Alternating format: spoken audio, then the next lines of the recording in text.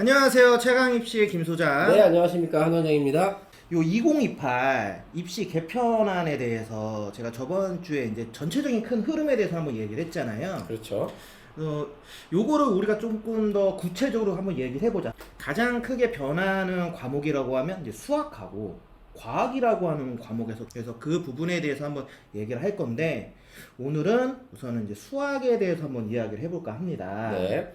SJ 과학학원을 운영하고 계시는 조상진 과학원장님을 오늘 같이 초빙해서 뭐 수학 이야기할 때도 맞물려서 이야기할 수 있는 게 있으면 좀 같이 얘기도 해보고 또 다른 또 프로젝트가 하나 있지 않습니까? 그렇죠. 이제 올해 안에 저희가 이제 인천 송도에 좀 최상위권 학생들을 위한 이제 초등부, 중등부 전문 이제 수학과학 학원을 또 생각을 하고 있다 보니까 이 부분에서 한번 앞으로 그런 이야기들 그리고 또 초등부, 중등부 학부모님들한테 도움이 될 만한 그런 정보들도 같이 좀 이야기를 해보는 시간을 좀 꾸준히 가질까 합니다.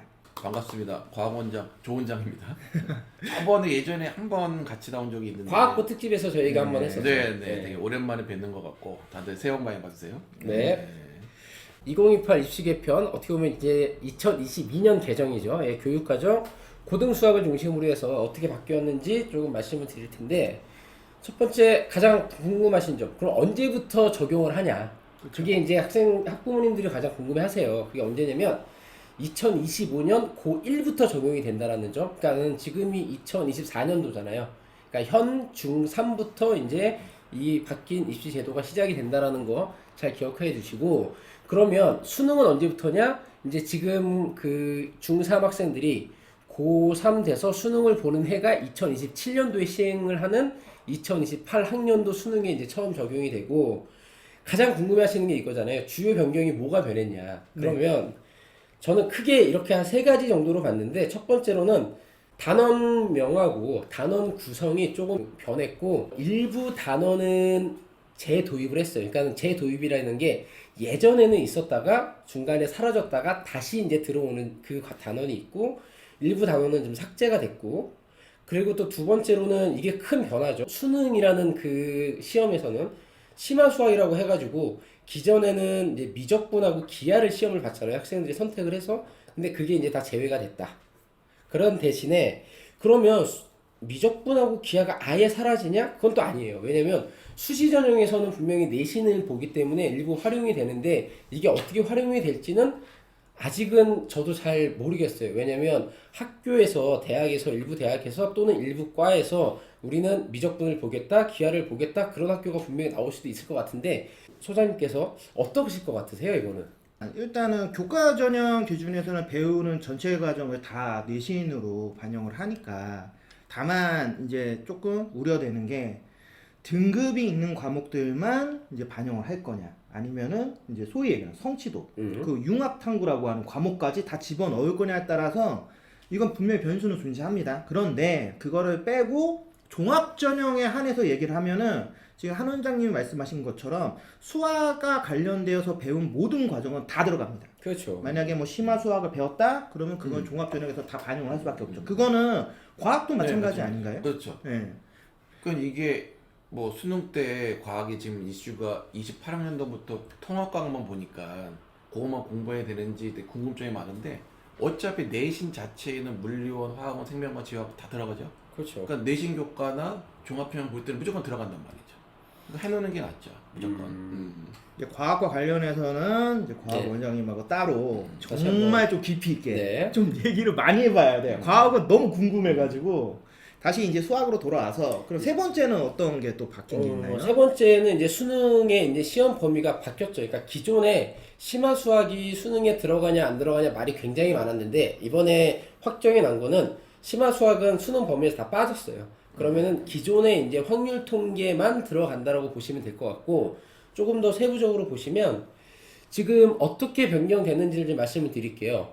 기존에는 수학 상하를 1학년 때 배우고 수학 1, 2를 2학년 때 배우고 확률 통계, 미적분, 기하를 보통 2학년이나 3학년 때 선택을 해서 배웠단 말이죠. 그런데 이제는 새 교육과정에서는 명칭이 조금 바뀌었어요. 공통수학 1, 공통수학 2라고 해서 이거를 1학년 때 배우고 대수라는 거하고 미적분 1, 확률 통계, 미적분 2, 기하인데 여기서 대수하고 미적분원 확률 통계를 아마도 2학년, 3학년 때 무조건 들어야 되는 거고, 이제는 미적분 2하고 기하는 이게 이제 선택이 되는 건데, 어차피 수능에서는 이 미적분 2하고 기하가 빠졌다는 얘기잖아요. 그러면 과연 학생들이 어느 정도 선택을 하고 어떻게 학교에서 저거를 수업이 진행이 될지, 그거는 아직까지도 학교마다 다 아마 다 정책이 틀리기 때문에 뭐라고 제가 정확하게 말씀을 못 드리는데, 확실한 건 학생들이 공통수학 1, 2는 무조건 1학년 때 해야 되는 거고, 대수, 미적분원, 확률 통계는 2학년하고 3학년 때 분명히 시험을 보고 공부를 할 거라는 거, 예, 이렇게 말씀을 드리고, 자, 이게 이제 고등학교 내신 이제 수학 과목이에요. 그러니까 기존에는 고1 때 수학 상하를 배우고 고2 때 수 1, 2, 이제 고2, 고3 때 선택해서 확률 통계, 미적, 기하를 배웠다면, 이제는 바뀐 교육 과정에서는 고1에 공통 수학 1, 2를 배우고 고2, 고3 때 이제 필수로 대수, 미적분원, 확률 통계 배우고 선택해서 미적분 2하고 기하를 배운다라는 거, 제가 앞에서 조금 언급했던 거 조금 다시 한번 확인차 제가 보여드렸고요. 근데 이게 가장 궁금하신 거잖아요. 수능은 과연 그럼 어떻게 될 것인지. 기존에는 상하는 1학년 때 배웠던 거는 범위에서는 제외인데, 막상 문제를 풀려고 보면 상에서 배웠던 내용과 하에서 배웠던 내용이 그대로 따라오는 거기 때문에, 범위가 저거까지 다 치면 너무 많다라고 분명히 생각했기 때문에 저거를 그냥 자르지 않았나? 라는 생각이 좀 들고, 그래서 주로 이제 시험 범위가 공통에서는 수원, 수투를 보고 여기서 이제 선택을 하는 거죠.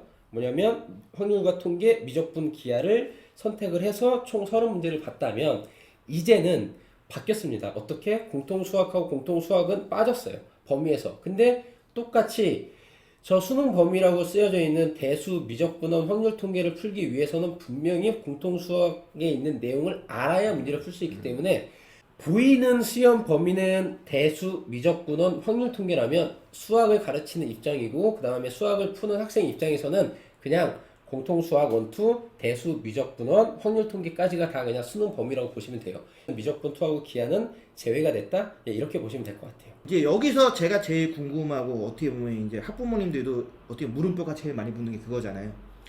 과연 지금 이렇게 돼버리면, 원래는 선택 과목이라고 불리던 저 파트가 소위 얘기하는 킬러 아니면 중킬러라고 하는 변별력을 일반적으로 가르겠다, 요런 이제 컨셉이 많았는데, 이 상황에서는 결국에는 그 컨셉을 어느 파트에서 이제 가져갈 거냐. 근데 일반적으로는 확률과 통계라고 하는 이 과정과 과목의 뭐 시험 난이도, 어떤 뭐 변별력, 네. 기준점이 높진 않았잖아요. 원래는 문과 학생들이 주로 보는 과정이거나 수학에 대해서 조금은 불리하다고 판단하는 학생들이 주로 이제 세팅하던 과목이었으니까.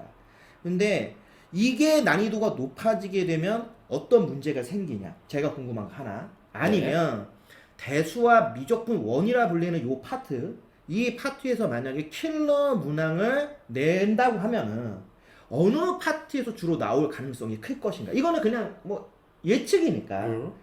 제가 생각했을 때 과연 소위 말해서 킬러가 나오면 저는 대수하고 미적분에서 좀 갈리지 않을까? 대수와 미적분. 예, 거기서 좀 갈릴 것 같아요. 그러니까 왜냐면 통계는 교육 과정이 많이 바뀌어가지고 통계는 기본적인 거밖에 낼 수가 없는 상황인 거고, 지금 현재 교육 과정이. 네. 그리고 확률은 저거는 보통 저도 그렇고 수학 선생님들 대부분 하시는 말씀이 뭐냐면, 확률을 문제 풀어놓고 물음표가 붙어요. 이게 맞는 거야? 틀리는 거야? 이게 왜냐면 확실하지가 않아요. 왜냐면 너무 경우가 많다 보니까. 거기에 또 그 텍스트라고 하는 어떤 단어들을 활용했냐에 따라서 이게 해석, 그렇죠. 우리가 문제를 읽어낸 해석이 또 틀려져 갖고 말이 많을 수가 있잖아요. 실제로 몇몇 일반 고등학교에서 저 파트 문제 잘못 냈을 때 맞아요. 그런 얘기들을 제가 많이 들었어요. 이거 뭐 1번이 답이냐, 뭐 3번이 답이냐, 어떻게 보면 1번이 답일 수도 있고 어떻게 보면 3번이 답일 수도 있다. 만약 이게 수능에서 그렇게 문제를 내버리면은 국어 문제 되는 거예요. 이거 거의 뭐 소송이라. 네, 그러니까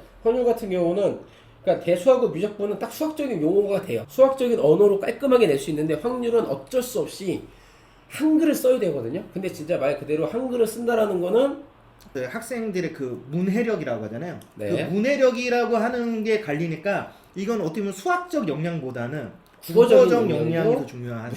무시할 수 없다. 요즘 초등부에서 맨날 한다는 그렇죠. 스토리텔링 수학의 네. 어떤 근본 그게 저 확률이라고 하는 거하고 많이 매칭이 되니까. 그러면 이 수학 상하 그다음에 공통 수학원, 공통 수학 2 이 전반적인 내용은 제가 다음 시간에 과목별로 조금 더 세부적으로 제가 좀 말씀을 드리도록 하고, 자 그러면 제가 예상을 해봤어요. 수능 예상 과연 어떻게 될 것인가. 자 첫 번째, 이제는 기존에는 확률과 통계, 미적분, 기하라는 선택을 통해서 대부분이 문과 계열은 확률과 통계를 선택을 했고 자연계 계열은 미적하고 기하를 선택했단 말이죠.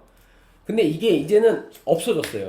그럼 무조건 다 확률과 통계로 가야 된단 말이에요. 그러면 기존에 자연계를 선택했던 학생들도 확률과 통계를 봐야 되고 인문계를 선택했던 학생들도 확률과 통계를 보면 이게 싸우면 분명히 자연계를 선택하는 학생들이 조금 더 유리할 수밖에 없거든요. 그러면 이거를 이 유불리를 어떻게 이거를 대학에서 판별하냐 이거죠. 왜냐면 등급은 이제 같이 나오니까. 그거랑 두 번째, 수능 범위가 기존하고 변경됐을 때 변경이 훨씬 더 적어진 건 사실이에요. 왜냐? 미적하고 기하의 양이 워낙에 많았기 때문에. 근데 그렇다고 해서 범위가 줄어들었다고 해서 난이도가 낮아지냐? 저는 그건 아닐 것 같아요. 저는 변경된 수능이 더 어려워졌을 것 같아요. 왜냐? 어쩔 수 없이 자연계하고 그 인문계 아니면 자연계에서도 최상이냐 1등급이냐 2등급이냐는 변별력을 가지려면 문제 그 변별력을 요하는 문제가 분명히 있을 거란 말이죠. 그러면 과목은 줄고 범위는 줄었는데 변별력을 높이기 위해서 방법은 하나밖에 없어요. 뭐냐면 문제의 난이도를 높일 수밖에 없다. 그래서 수능 난이도는 저는 변경이 훨씬 더 높을 것 같고, 공부 양은 기존하고 변경하고 큰 다를 바가 없다. 왜냐면 범위는 줄어든 대신에 난이도는 상승했기 때문에 학생들이 그만큼 이제 고난이도 문제를 더 많이 훈련해야 되고 더 많이 접해봐야 되고 더 많이 공부를 해야 되기 때문에 공부의 양은 아마도 비슷하지 않을까? 그 변별력을 가릴 수 있는 문제가 단순하게 양치기로 해결할 수 있는 문제를 낼 거냐. 저는 그게 제일 궁금한 거예요. 그러니까 이게 지금도 그렇고 아마 바뀐 것도 저는 비슷하다고 보는데 양치기도 안 할 수는 없어요. 해야 돼요. 학생들 입장에서는. 그러면 양치기로만 공부하는 학생들은 제가 봤을 땐 2등급까지예요. 그 친구들은 1등급을 못 맞더라고. 제가 주변에서 보고 그 다음에 여러 얘기를 들어보니까. 왜냐면 진짜 말 그대로 그 친구들은 그 문제의 웬만한 문제의 유형들을 다 암기해서 가는 거거든요. 그러면 거기서 이제 조금만 변형을 하면 할 수 있어. 근데 새로운 유형, 그 다음에 조금 기존의 문제에서 좀 많이 변형된 것들은 손을 못 대. 그게 이제 재작년에 나왔던 그 수능이거든요. 그러니까 양치기로 하면 제가 봤을 땐 2등급까지는 그 2등급 언저리까지는 가능은 해. 근데 이제 정말로 최상급을 가르는 변별력에서는 양치기 갖고는 부족하고, 아까 말씀하신 대로 수학적인 센스 아니면 진짜 기본기가 정말 탄탄한 친구들이 이제 1등급을 맞는다? 저는 이제 그렇게 보시면 될 것 같아요. 와, 문과 애들 그냥 양민학살인데. 아니, 그러니까. 그냥 학살 당할 것 같아. 왜냐면 이거 적당히 그래도 지금까지는 선택 과목이라고 하는 일종의 그런 방파제 같은 게 하나 있었잖아요. 그러니까는 뭐 세진 않아도. 도망갈 길은 있었잖아요. 근데 이게 만약 합쳐지면은 결국에는 대학들 입장에서 수능 수학에 대한 그 영역별 반영 비율을 높이기가 너무 좋아졌거든요. 아, 그렇죠. 내 개인적 생각. 그러니까 네. 지금 예를 들면 인문계로 뭐 25% 정도 반영을 했다고 하면, 만약 이렇게 바뀌게 되면 30%까지는 딱 하고 올려버려도 문제가 없어. 왜냐면은 다 통합이잖아. 네. 그러면은 최상위권 대학에 있는 인문계도 결국에는 특히 경영경제가 상경계열, 여기는 우리가 그때도 한번 얘기했지만 자연계보다 수학 반영 비율이 더 높아지가 않은 게 훨씬 많아졌고, 일반적인 어문계열도 내가 볼 때 상위 10개의 대학은 반영 비율을 올리려고 할 거야. 왜? 그냥 수학을 잘하는 애들들이 그냥 공부를 잘하는 애라고 하는 이 인식이 이제는 고종화가 돼버리는 상황이 일어나는 게 아닌가. 그러니까 이렇게 해버리면 이제 이런 오해가 저 쌓일 수 있다 보는 거예요. 무조건 수학만 잘하면 좋은 대학 갈 수 있다. 이것도 오해거든. 왜냐하면 다른 과목들이 가지고 있는 반영 비율을 합치면 수학보다 무조건 높은데 불구하고 인식을 하는 게 이렇게 가버리니까. 정말 부익부 빈익빈이 극명하게 갈릴 것 같아요. 그럼 그게 언제부터 갈린다고 우리가 봐야 돼. 그러니까 언제까지 수학을 이렇게 어느 정도 완성을 해야 될까요? 그러니까 어디 학부모들이 제일 궁금한 그런 거 아니에요? 그러니까 다 알겠어. 뭐 어렵고 뭐 그런데 그러면 우리가 이제 항상 얘기할 때 고민되는 거죠. 그러면 최소한 저 고등학교 1학년 내가 수학에 대한 경쟁력을 가지려면 언제까지 내가 기본적으로 수학에 대해서 완성을 해야 될까? 사교육에 뭐 도움 받거나 도움 안 받거나 떠나서 언제까지 완성을 해야지만 경쟁력이 있을까? 거기에 우리는 앞으로는 지금 뭐 아직은 말이 많고 아직도 지금은 계속 확정이 안 됐지만 의대생 무조건 늘린다라고 하는 거는 뭐 쭉 가는 것 같으니까 흐름이 그러면 최상위권에 대한 욕구는 더 심해질 거란 말이에요.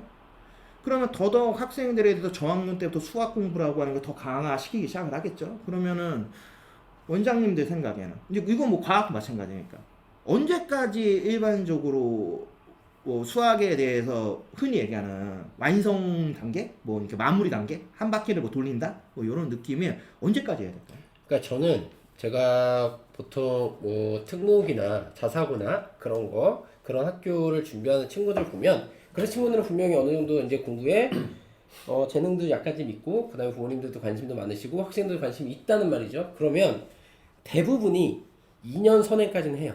중3 때 고1 과정은 이제 어느 정도 무조건 끝을 내고 그리고 고2 과정을 이제 하냐 안 하냐 거기서 이제 갈등을 막 하고 막 그러거든요.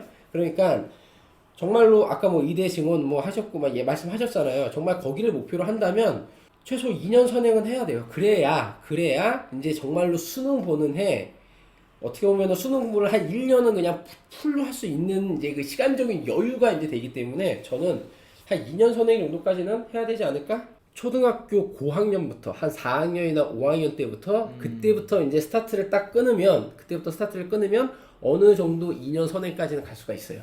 말 나온 김에 그 과학은 어때요? 그러니까 이게 지금 제가 봤을 때는 개편안에서 이제 5등급제로 바뀌잖아요. 5등급이면 현재 지금 1, 2등급이 1등급이 되는 거고 이런 식으로 바뀌니까 그러니까 이게 어떻게 보면은 삐끗해서 2등급을 맞아버리면 1등급 미친데도 타격이 클 거란 말이죠. 그렇죠. 그게 차이가 생각보다 심할 수 있어요. 그리고 제가 또 궁금한 건 과학 뭐 선행도 중요한데 지금 나라에서 킬러 같은 거 없앤다 그러잖아요. 그래서 변별력이 줄어든 문제를 낼 수 있단 말이야. 그럼 대학교들이 그거에 걸맞게 따르게 선별하는 기준을 분명히 만들 수가 있단 말이죠. 그렇죠. 그러니까 그게 안 좋은 거지. 그러니까 걱정이 되는 게 그거예요. 그러니까 오히려 과학에서는 변별력을 낮춰도 그냥 다 평이한 문제를 내버리면 그러니까 거기에서는 등급 가르기도 어렵기도 힘드니까 학원이 와. 그러니까 다른 뭔가를 만들어내서 그거를 분명히 학생들 요구를 할 건데 그렇게 되면은 애들은 또 학생들 뭐를 준비해야 되냐. 그러니까 이게 계속 아까 되게 이게 안 좋은 솔직히 제가 보기에는 그게 좋은 것 같지는 않은 게 바뀐 것 자체가. 그리고 이제 과학에 이제 우리가 이제 의대 정원 문제도 이슈도 많고 의대 정도를 내가 가고 싶어 원해.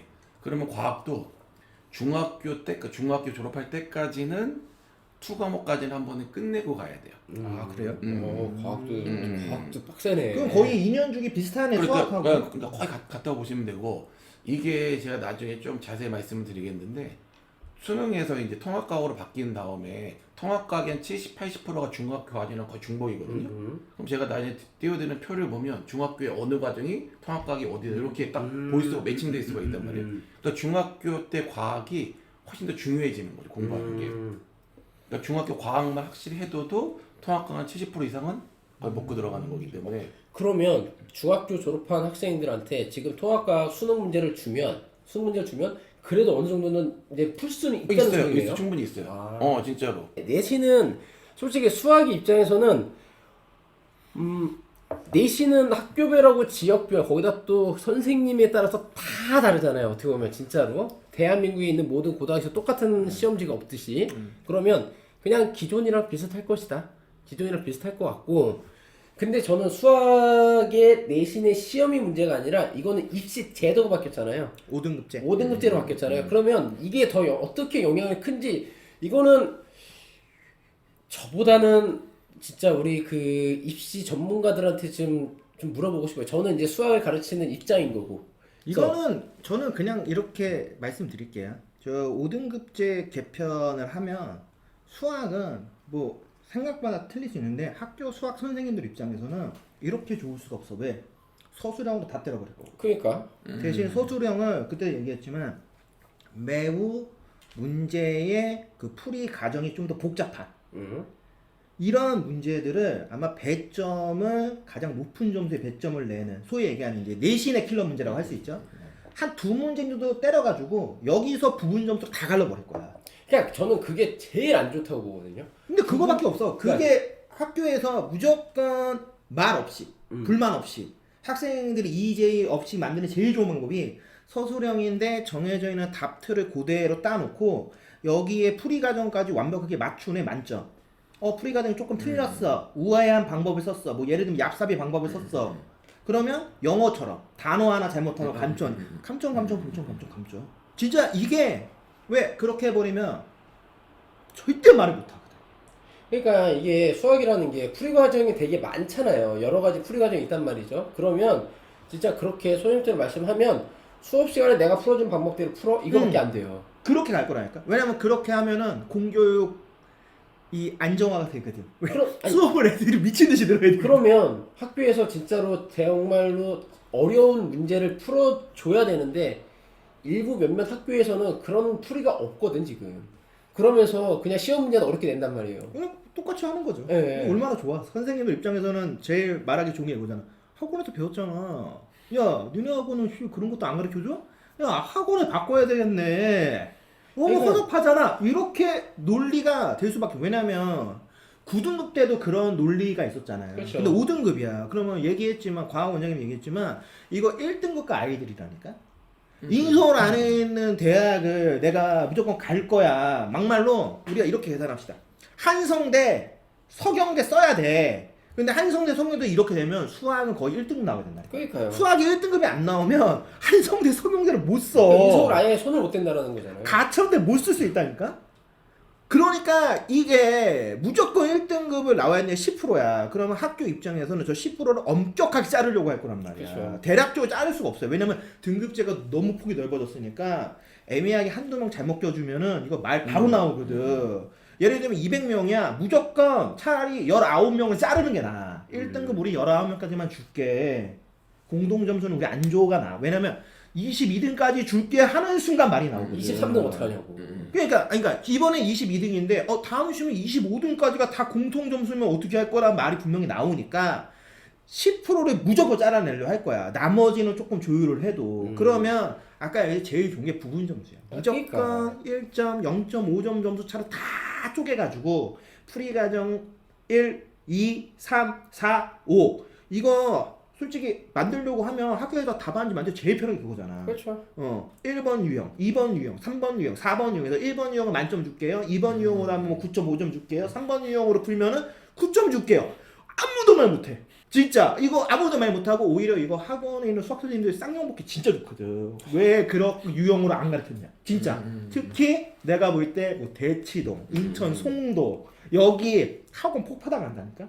그렇기 때문에 저는 여기서 제일 중요한 게 5등급 변경이 매우 중요한데 그거의 기준점은 저는 과학도 비슷하지 않을까. 서술형을 속된 얘기로 지저분하게 낼 거야. 그리고 그 답안에 대한 패턴들 학교에서 생각보다 연구를 많이 하실 거야. 이런 유형 패턴도 답으로 설명할 수 있어. 이것도 답으로 설명할 수, 이것도 답으로 설명할 수. 그러면 우리가 1, 2, 3, 4, 5 답 유형 만들어서 딱 점수 총점제 하자. 깔끔하니까. 이거는 편집해도 좋은데 과연 연구할까요? 그 정도 연구하죠. 답안지 만드는 건. 왜냐면 그거는 시험은 말이 연구, 나오잖아. 시험지 연구해. 시험지는. 왜냐면 시험지 이거는 연구해야죠. 학부모 총회에서 바로 걸어버리기 때문에 학부모 총회를 건드지 않아. 왜냐면 수학 같은 경우는 가는 과다 어떤 선생님들이 있냐면 저는 솔직히 이런 느낌도 받은 적이 있어요. 왜냐면 그 시험지 선생님 딱 주고 당신이 풀어봐. 시간 내에 풀어봐. 라는 문제가 되게 그런 시험지가 있거든요. 많아요. 많은데 근데 그거는 우리가 이제 생각하는 기준이고 근데 학교에서는 분명히 그렇게밖에 할 수가 없어요. 왜? 상대평가기 때문에 아무 등수를 갈라줘야 돼. 그러니까 이게 참 아이러니한 거예요. 왜냐면 정말로 수학적인 센스가 좋은 애들은 문제 딱 보자마자 머릿속에서 따라락 돌아가가지고 답을 딱 체크한단 말이죠. 이런 애들은 서술형에서 너무 체크하거든. 그러면은 뭐 이렇게 되지 않을까요? 서술형에서 그런 킬러 문제 지저분한 거 한 개 내고 객관식에서도 진짜 지저분한 거 옛날 킬러 수능 킬러 같은 문제 하나 내가지고 그래 센스 좋은 애 너 이거 맞출 수 있는지 보자 하고 그럼 또 운 좋은 애를 또 못 그치? 이겨. 노가다 하는 애들 찍어도 맞지.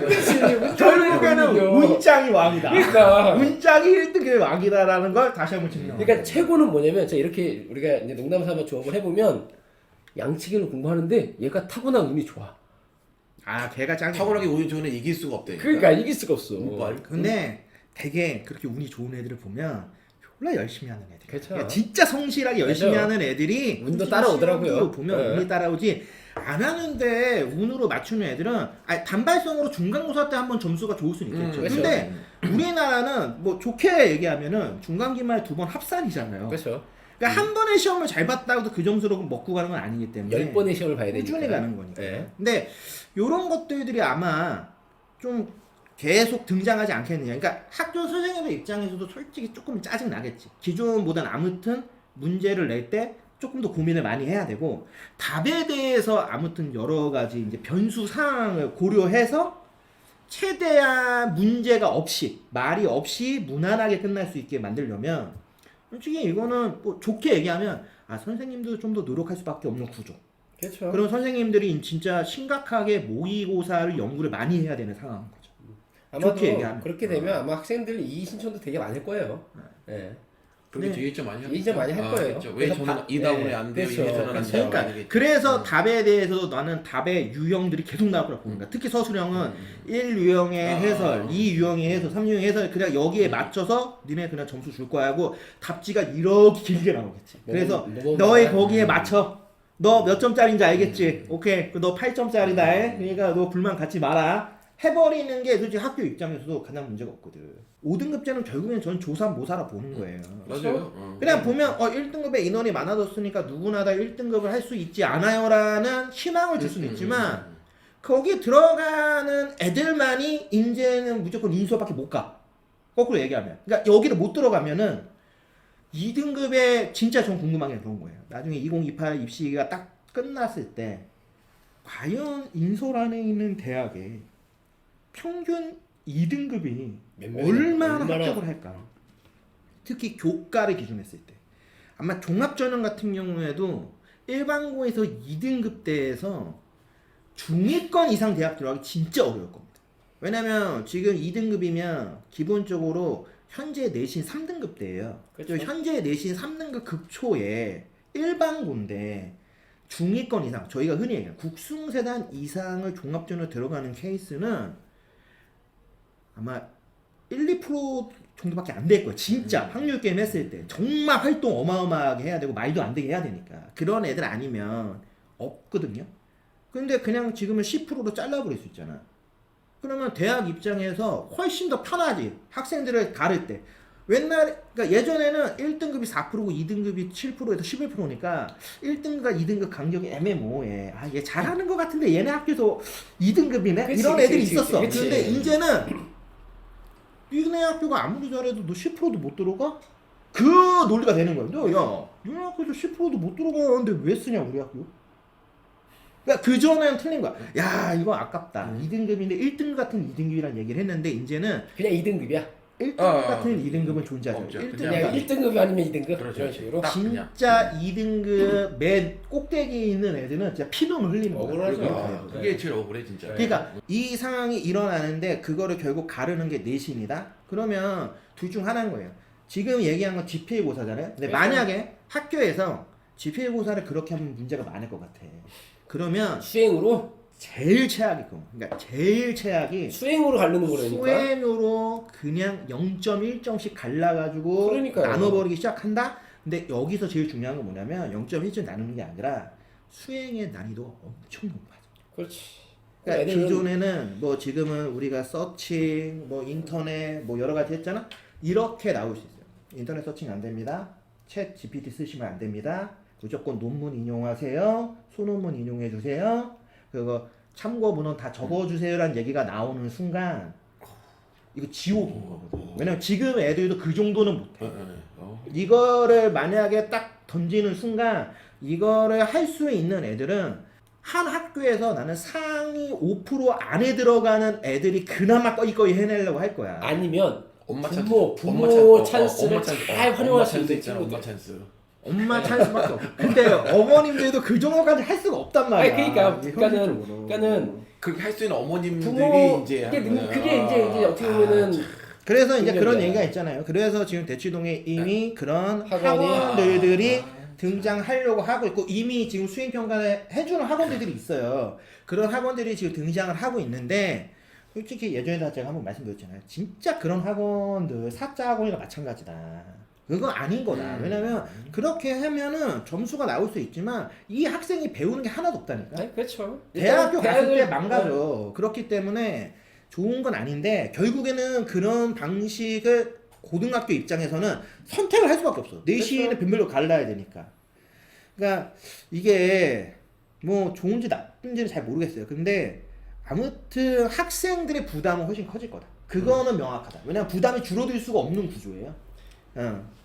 자, 오늘 수학 가지고 뭐 그냥 수학 가지고만 얘기를 하려고 했는데 역시나 우리 소장님은 소장님 나름대로의 의견을 피력해 주시고 과학 원장님은 과학 원장님대로 의견을 피력해 주셔서 시간이 좀 길어졌는데 일단 여기서 마치고요. 이제 그 다음에는 조금 과목별로 네. 좀 어떻게 바뀌고 어떤 그 제가 처음에 말씀드렸잖아요. 단원별로 조금 변동이 있었고 그 다음에 단원 명리들 바뀌었다. 그럼 어떻게 바뀌는지 과목적으로 조금 더 세부적으로 좀 말씀을 드리는 시간을 갖도록 하겠습니다.